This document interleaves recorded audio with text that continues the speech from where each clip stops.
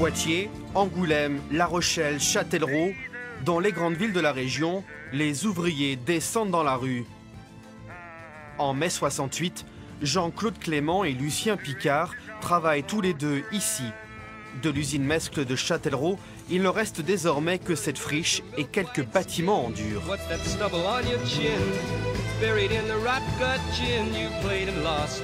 que je me souviens le plus, c'est la solidarité qu'il y avait entre les salariés. Parce qu'il y avait l'usine du champignon qui était en grève.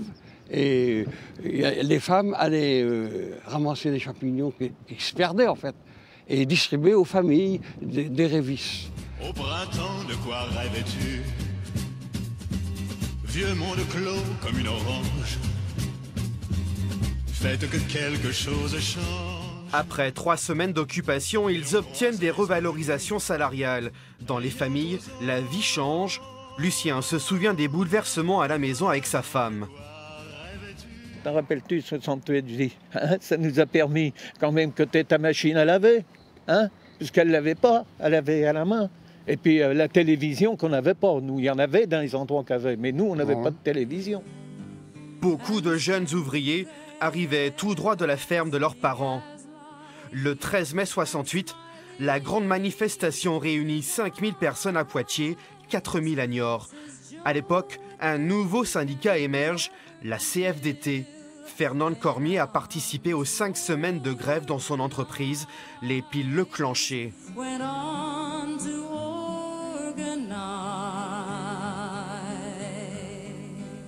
Vous saviez, les entreprises, les étudiants, vous voyez, on était tous ensemble.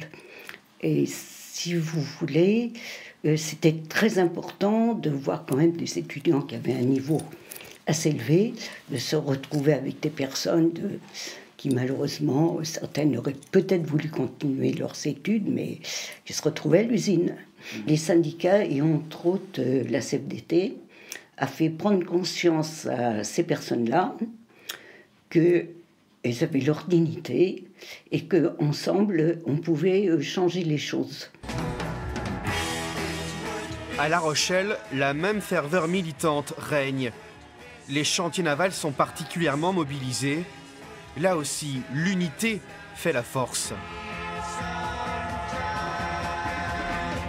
Jacques Boissineau était élu CGT. Il se souvient d'une ambiance fraternelle, mais sérieuse. Pour moi, le mouvement de mai-juin 68, il m'a fait voir que quand on était avec des gens qui étaient unis, qui pouvaient agir, on est capable de faire reculer n'importe quel pouvoir politique.